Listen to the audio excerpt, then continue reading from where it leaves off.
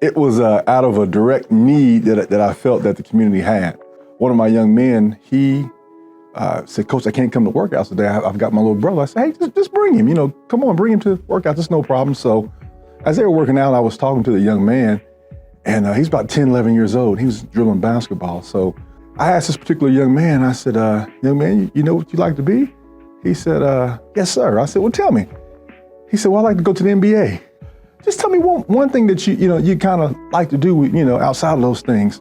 So he stopped dribbling for a little bit, and he kind of put his head down.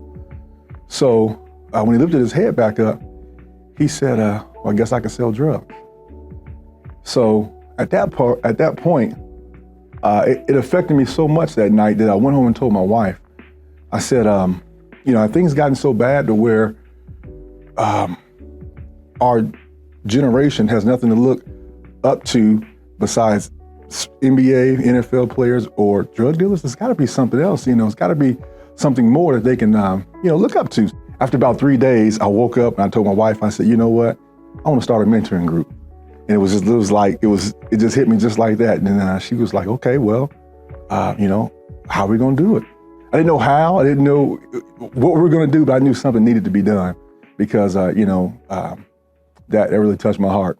When we first started, our first year, we had 32 young men.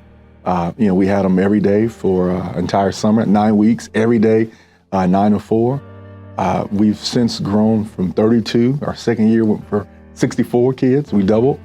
Our third year, we had 112 kids. Until this summer, we had over 500 young men signed up for our program. So it's grown at a rate that I myself can't even fathom, when I first started this thing. After the 9 weeks, we're up, and out of those 32 young men, they had a combined, I think it was like 45 suspensions during the school year. To follow them through their school year and to see that 45 turned into 0 suspensions for that following school year out of those same 32 young men.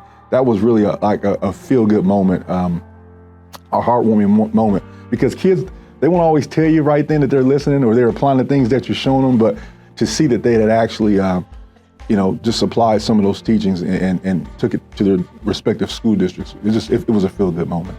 Hey, we got one of the camp's favorite campers. This is a guy who really gets in trouble. He's always got a smile on his face. Hey, you got any tips for today's game, Rico? Just work hard and play hard. Work hard and play hard. I just continue to try to have a simplistic approach and teach our young people that these 3 things we say, my life, my pen, my story. And that's just kind of a metaphor that we use to let our young people know that regardless of your circumstance, you still control the narrative to change that. And I think just that hope and inspiration can change a mindset from maybe someone taking the wrong path because they feel like they don't have any hope to now feeling like encouraged, to change their lives.